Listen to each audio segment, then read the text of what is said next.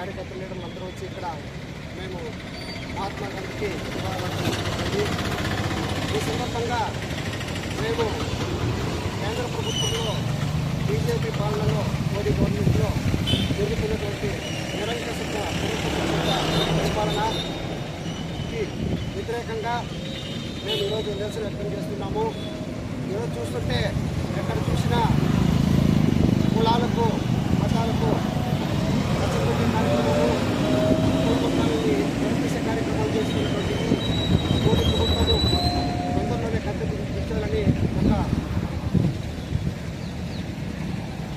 ఆలోచనతోటి మేము కాంగ్రెస్ పార్టీ తరఫున ఈరోజు నిరసన వ్యక్తం చేస్తున్నాము.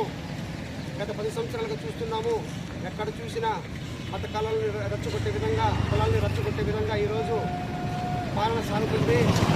అప్పుడు మహాత్మా గాంధీ గారు శాంతిని, అహింస మార్గాన్ని ఎంచుకొని మనకు స్వాతంత్రం వచ్చేదానికి పోరాడినటువంటి మహానుభావులు ఈరోజు అతను ఆత్మ ఘోషించే విధంగా ఈ పరిపాలన కొనసాగుతున్నది.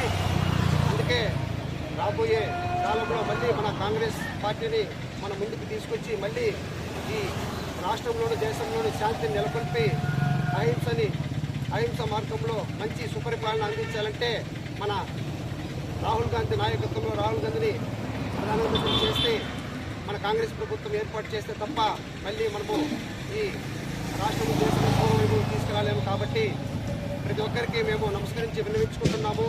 చదువుకున్న యువతలారా మీరు కూడా ఆలోచించాలి. ఖచ్చితంగా రాబోయే రోజుల్లో మన కాంగ్రెస్ పార్టీని బలోపేతం చేసి మన కాంగ్రెస్ పార్టీ అధికారంలో వచ్చే విధంగా మనందరూ పోరాడాలి.